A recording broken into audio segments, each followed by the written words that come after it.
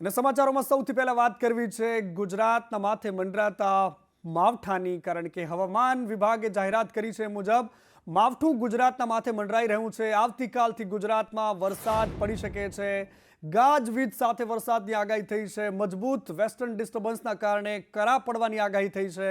ગાજવીજ હશે, ભારે પવન ફૂંકાશે અને સાથે સાથે કેટલાક વિસ્તારોમાં કરા પડવાની પણ આગાહી થઈ છે। આજે રાજ્યમાં હળવા વરસાદની આગાહી કરાઈ છે। આવતીકાલે રાજ્યમાં કરા સાથે ભારે વરસાદની આગાહી થઈ છે। पूर्वानुमान दिया गया है लाइट टू मॉडरेट बारिश होएगा ठंडा शावर के साथ। जो डिस्ट्रिक्ट गुजरात रीजन में आ रहा है वो डिस्ट्रिक्ट है बनासकांठा, साबरकांठा, फिर अरावली, पंचमहल, दाहोद, महासागर, छोटाउदेपुर, नर्मदा, डांग, वलसाड, तापी, दमन एंड दादरा नगर हवेली। और ये आइसोलेटेड जगह में बारिश होने का संभावना है। और सौराष्ट्र कच्छ में जो डिस्ट्रिक्ट आ रहा है वो Amreli, Bhavnagar, Gir Somnath, Kutch and Diu. And day 2 में जो वार्निंग दिया गया है, जो आपको shower, thunder storm with lightning का वार्निंग दिया गया है वो 28 तारीख के लिए। तो गुजरात रीजन में जो डिस्ट्रिक्ट इसमें आ रहा है ये है आपका छोटाउदेपुर, नर्मदा, डांग और तापी। અને અમદાવાદના એલિસ બ્રિજમાં 20 લાખ રૂપિયાની લૂંટ થઈ છે। અમદાવાદના એલિસ બ્રિજમાં આ લૂંટની ઘટના છે। એક્ટિવા પર આવેલા 2 શખ્સોએ લૂંટ ચલાવી। આંગડિયા પેઢીમાંથી પૈસા લઈને નીકળ્યો હતો યુવક। કાચ તોડીને 20 લાખ રૂપિયા ભરેલી બેગ લઈને લૂંટીને ફરાર થયા। આંગડિયા પેઢીના ડ્રાઈવરે ફરિયાદ નોંધાવી છે, પરંતુ આ પ્રકારની ઘટનાઓ હવે અમદાવાદ પશ્ચિમમાં પણ સામાન્ય થઈ ગઈ છે। લુખ્ખા તત્વો અને ચોર લૂંટારાઓ બેફામ થઈ ગયા છે। અને હવે વાત કરવી છે પાટણની। પાટણ યુનિવર્સિટીની ઘટના અંગે જ્ઞાનીબેને પ્રહાર કર્યા છે। પાટણમાં થયેલો હંગામો અને હંગામા બાદ કેટલાય દિવસો સુધી ધારાસભ્ય કિરીટ પટેલ ભૂગર્ભમાં રહ્યા। આજે પોલીસની સામે હાજર થયા અને આ બધાની વચ્ચે બનાસકાંઠાના સાંસદ જ્ઞાનીબેને કહ્યું છે કે ભારતીય જનતા પાર્ટીની સરકારમાં શિક્ષણના ધામમાં દારૂનું વેચાણ કેટલું યોગ્ય છે।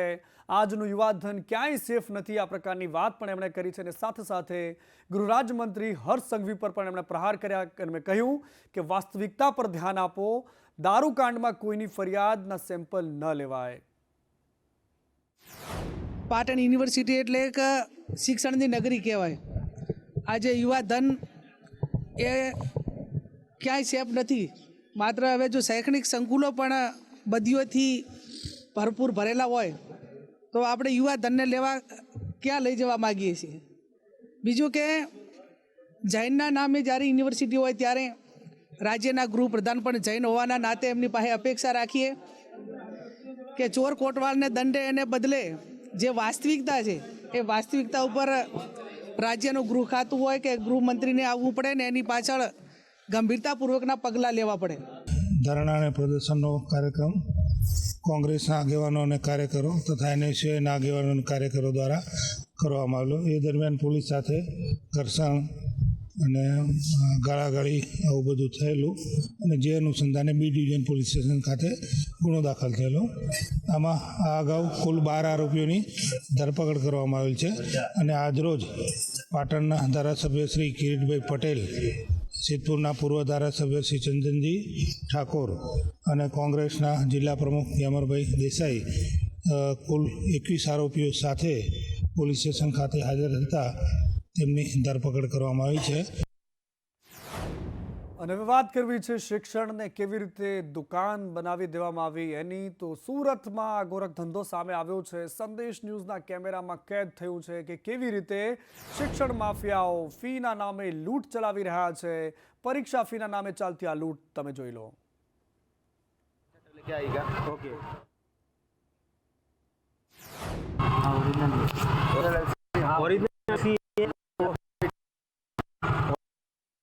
ओरिजिनल एलसी, फिर वो एफिडेविट करने की जरूरत नहीं। एफिडेविट नहीं, आप लेके आ जाओ। एफिडेविट भी नहीं। और 6,000 रुपये 6.5 तक लेके आइएगा। 6.5 हाँ, उतना मान के चलिएगा। लेके आइएगा 6.5 तक लेके आइएगा। ओके, ठीक है ठीक है। 10માનું આ એક્ઝામ આપવી છે। ડોક્યુમેન્ટમાં શું શું જોઈશે એટલે મેં પૂછવા આવ્યો। તો એમની નોર્મલ માર્કશીટ જોઈશે ઓકે આધાર કાર્ડની ઝેરોક્ષ જોઈશે ઓકે અને ફીસ કેટલી હશે સાહેબ? ફીસ 400 રૂપિયા છોકરી છે ને છોકરી છે. લઈ આવો તો ટ્રાય કરી કેટલી ફી કેટલી? 400 રૂપિયા. ઓકે સર, હું લેતો આવું. અને સંદેશ ન્યૂઝના સ્ટિંગ ઓપરેશન બાદ આખરે શિક્ષણ વિભાગ જાગ્યું છે. ડીઓ દ્વારા ટીમ બનાવવામાં આવી, અલગ અલગ 3 ટીમ અને 3 સ્કૂલો પર એક ટીમ પહોંચી. સંદેશ ન્યૂઝના અહેવાલ બાદ 3 સ્કૂલ પર રેડ કરવામાં આવી. સ્કૂલના સંચાલકો અને આચાર્યોના નિવેદન લેવાયા. સ્કૂલમાં હાજર સ્ટાફના પણ નિવેદન લેવાયા છે. ધોરણ 10 અને 12ના વિદ્યાર્થીઓના પણ નિવેદન લેવાયા છે. સંદેશ ન્યૂઝના સ્ટિંગ ઓપરેશન બાદ હવે ડીઈઓ કચેરીની એક ટીમ છે જે રવાના થઈ છે. તમારી સામે છે કે બીજી મિશ્રા જે સ્કૂલ છે જ્યાં સ્ટિંગ કરવામાં આવ્યું હતું ત્યાં ડીઈઓ કચેરીની ટીમ આવીને બેસી છે અને તપાસના ચક્રો ગતિમાન કરવામાં આવ્યા છે. મહત્વની વાત છે કે આ સ્કૂલે પણ રૂપિયાની માંગણી કરી હતી. એક તરફ સરકાર કહે છે કે બેટી બચાવો બેટી પઢાઓ, પરંતુ અહીંયા જે સ્કૂલ છે આ બીજી મિશ્રા હાઈસ્કૂલ તેને તો 6,000 રૂપિયા થશે. મોડા પડ્યા છો એટલે લેટ ફી પણ લાગશે. છોકરી હશે તો પણ ફી ભરવી જ પડશે, કારણ કે ફી તો ભરવી પડે, તેને સરકારમાં જમા કરાવવાની હોય છે.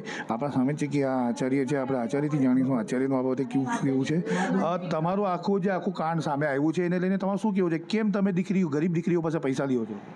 देखो इसकी मुझे हिंदी में बोलूँ सकूँ? हाँ, इसकी मुझे कोई जानकारी नहीं थी कि मैं उस समय शायद था नहीं, और मुझे अभी मालूम पड़ा कि अब जिस किससे बात हुई है क्या हुई है, अथोराइज्ड पर्सन मैं हूँ, मैं उस वक्त था नहीं.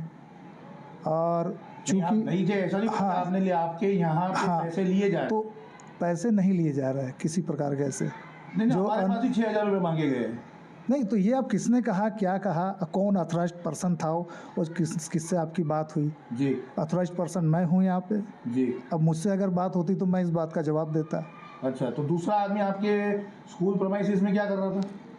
अब या वो कौन थे? वो हमसे मिला है, जिसने बोला है 6,000 रुपये हो गए, तो वो आपके स्कूल में क्या कर रहा था? तो वो कौन था क्या था वो तो आप बताएंगे तो मुझे पता लगेगा कि अगर वो कंप्यूटर ऑपरेटर है, क्लर्क है, या कोई जिम्मेदार पर्सन है, तो अगर वो कंप्यूटर ऑपरेटर हो सकता है उसको उस बात की जानकारी ना हो, हाँ, और किस हिसाब से बोल दिया तो जांच का विषय है.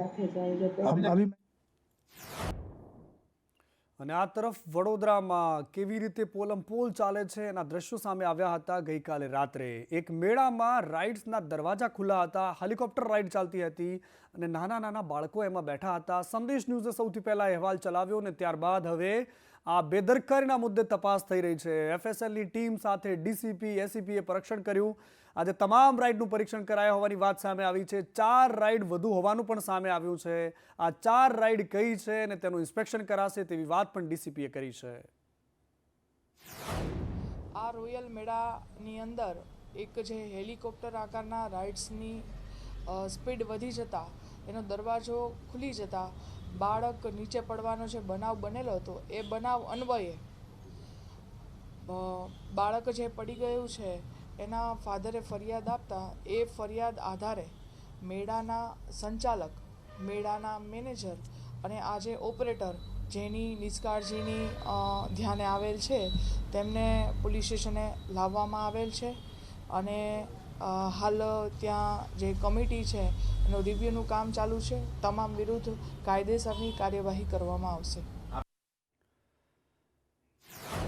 અને આ તરફ બીઝેડ કૌભાંડમાં વધુ 2 લોકોની અટકાયત થઈ છે. બીઝેડ કેમ્પસની કેન્ટીનમાં કામ કરતા 2 લોકોની અટકાયત કરી છે, જેમાં વિકી પટેલ અને આશીષની સીઆઈડી ક્રાઇમે અટકાયત કરી છે. કૌભાંડી ભૂપેન્દ્ર ઝાલાનો ભાઈ પોલીસની પકડથી દૂર છે. રણજીતસિંહ ઝાલા કે જેની સીઆઈડી દ્વારા તપાસ કરાઈ રહી છે. બીઝેડ કેમ્પસમાં છેલ્લા 8 કલાકથી સીઆઈડીની તપાસ ચાલી રહી છે.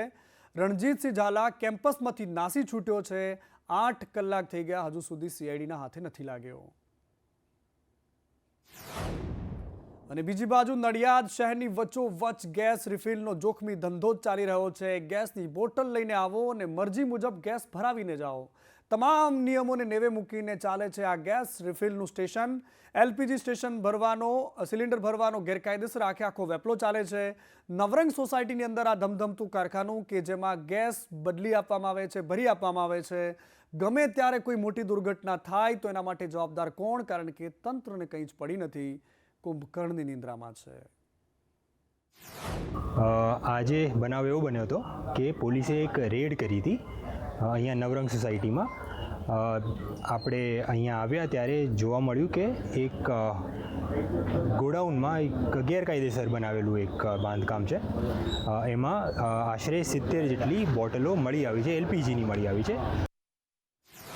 અને આ તરફ અમદાવાદમાં એક બિલ્ડર કે જેણે જમીન ખરીદ્યા પહેલાં જ જાહેરાતો આપી અને લોકો પાસેથી રૂપિયા ઉઘરાવીને ભૂગર્ભમાં ઉતરી ગયો અને એ બિલ્ડર હવે પોલીસના સકંજામાં છે. આ છેતરપિંડીની તપાસને લઈને SP ઓમ પ્રકાશ જાટે નિવેદન આપતા કહ્યું કે જયદીપ કોટક અને હિરેન કારિયા સામે ફરિયાદ નોંધાઈ છે. બોપલમાં પ્રિવિલોન બિલ્ડકોન બિલ્ડર નામના આ બે બિલ્ડરો છે કે જેની સામે છેતરપિંડીની ફરિયાદ છે. નવેમ્બર મહિનાની 1લી તારીખે હું એમની પાસે ગયો હતો. મેં એમને કીધું હતું કે મને આ મારું રિફંડ જોઈએ, મારે પૈસા. તો એમને મને એવું કીધેલું કે ભાઈ તમારે 1-2 દિવસની અંદર પૈસા આવી જશે. હમણાં આ ઉપર લગીને મેટર ચાલુ છે. હવે ઉપર કોણ છે આપણે તો ક્યાંથી ઓળખતા હોય, કસ્ટમરને ક્યાંથી ખબર હોય કે ઉપર કોણ છે. એટલે મેં કીધું ઉપર કોણ? તો એમને એવું કીધું હતું કે આ જે જમીનના માલિક છે ને એમની સાથે વાતચીત ચાલુ છે અને તમને તમારા પૈસા મળી જશે. પણ આજ દિન સુધી પૈસા મળેલા નહીં. એટલે અમે લોકોએ પોલીસ ફરિયાદ કરી છે અને પોલીસ ફરિયાદથી આજે જયદીપ કોટકને જેલમાં પૂરવામાં આવ્યો છે. હિરેન કારિયાનું અમને ખબર નથી કારણ કે હજી સુધી પકડાયો નથી. ઓર એ બે ફરિયાદમાં બે નામજોગ આરોપી છે, જેમાં પહેલો આરોપી જયદીપ કેતનભાઈ કોટેક અને બીજો આરોપી હિરેન અમૃતલાલ કારિયા છે. એમાંથી જે પહેલો આરોપી છે જયદીપ કેતન કોટેક એ અત્યારે અટક કરી લીધો છે ઓર એની 14 ડેઝની 14 દિવસની એની રિમાન્ડ પોલીસ રિમાન્ડમાં છે. અને બીજો જે આરોપી હિરેન કારિયા જે છે એ હિરેન કારિયાની શોધખોળમાં અમારી જુદી જુદી ટીમો લાગેલી છે. ઓર આ જે ગુનો દાખલ કરવામાં આવેલો છે એમાં ખરેખર જે લગભગ 183 એપ્લિકેશન આજ સુધી અમારી પાસે મળેલી છે ઓર એમાં લગભગ 35 કરોડથી વધારે લોકોથી પ્રી બુકિંગના આધારે પૈસા લીધેલા છે, જેમાં કેશ પણ છે અને એને અકાઉન્ટ ટ્રાન્ઝેક્શન્સ પણ છે. ગજબના ધુતારાઓ ગુજરાતમાં સક્રિય થઈ ગયા છે અને બીજી બાજુ સક્રિય બુટલેગરો પણ થઈ ગયા છે, કારણ કે 31 તારીખ આવી રહી છે, 31st, અને એને લઈને પોલીસ પણ એમને પકડવા માટે ડ્રાઈવ કરી રહી છે. પોલીસની ડ્રાઈવ આજે વડોદરામાં થઈ અને આ ડ્રાઈવમાં 58 વાહનો કબજે કરાયા, 54 ટુ વ્હીલર અને 4 4 વ્હીલરને કબજે કરાઈ છે. RC બુક લાયસન્સ ન હોવાથી આ વાહનોને કબજે કરાયા છે. 8 જેટલા ડ્રિંક એન્ડ ડ્રાઈવના કેસ પણ કરાયા છે. અત્યારથી જ પીધેલાઓ એક જ દિવસમાં ડ્રાઈવમાં 8 વડોદરામાં ઝડપાઈ ચૂક્યા છે. આવનાર 31 ડિસેમ્બરનો જે તહેવાર છે તે નિમિત્તે ઝોન 3ના વાડી, પાણીગેટ, કપુરાઈ, મકરપુરા, માંજરપુર તમામ પોલીસ સ્ટેશનમાં વાહન ચેકિંગની સઘન કાર્યવાહી કરવામાં આવી હતી. જે અનુસંધાને ઘણા વાહનો ડિટેક્ટ કરવામાં આવ્યા છે, જેમાંથી 54 જેટલા ટુ વ્હીલર છે. એ ટુ વ્હીલરમાં મોટાભાગના બુલેટ બાઇક્સ છે, જેમાં મોડિફાઈડ સાયલેન્સર હોઈ શકે. અને ખાનગીકરણની ચારેકોર વાતો વચ્ચે મધ્યાહન ભોજનને પણ ખાનગીકરણ કરવાની વાતો ચાલી રહી છે. અને આ બધાની વચ્ચે સુરેન્દ્રનગરમાં 3700થી વધારે કર્મચારીઓએ વિરોધ કર્યો. મધ્યાહન ભોજનની યોજનાના કર્મચારીઓએ આ વિરોધ કર્યો. મધ્યાહન ભોજન યોજનાના આખા કામને NGOને સોંપવાનો આ મામલો હતો, જેનો વિરોધ કરાયો છે. કર્મચારીઓને છૂટા કરવાની હિલચાલ સામે આ વિરોધ થયો. કર્મચારીઓ ચીમકી ઉચ્ચારી અને આંદોલનની વાત પણ લલકારી છે કે જો આવનારા સમયમાં અમારી વાતને નહીં માન્ય રખાય તો અમે આંદોલન કરીશું. સરકારે ગુજરાત રાજ્યના 11 જિલ્લાઓમાં ખાનગી કેન્દ્રીય રસોડા બનાવવા માટે જગ્યાની ફાળવણી માટે લેટર કર્યા છે. તે આજરોજ અમારી ધ્યાન ઉપર આવતા અમો સુરેન્દ્રનગર જિલ્લાના તમામ સંચાલકો સુરેન્દ્રનગર કલેક્ટર સાહેબને આ NGOકરણ અને ખાનગીકરણ બંધ કરવા માટે આવેદન આપી અને એની રજૂઆત કરવા માટે આવ્યા છે. અને આ NGOની જે રજૂઆત છે અને એમને લાવવાના છે એ બિલકુલ ખોટું છે. અમે કેટલા વર્ષ સુધી નોકરી કરીએ છીએ સાહેબ, આની અંદર જ અમારું આખું ગુજરાન ચાલે છે. અને અમે એમ કહીએ છીએ કે આ NGO નાબૂદ કરે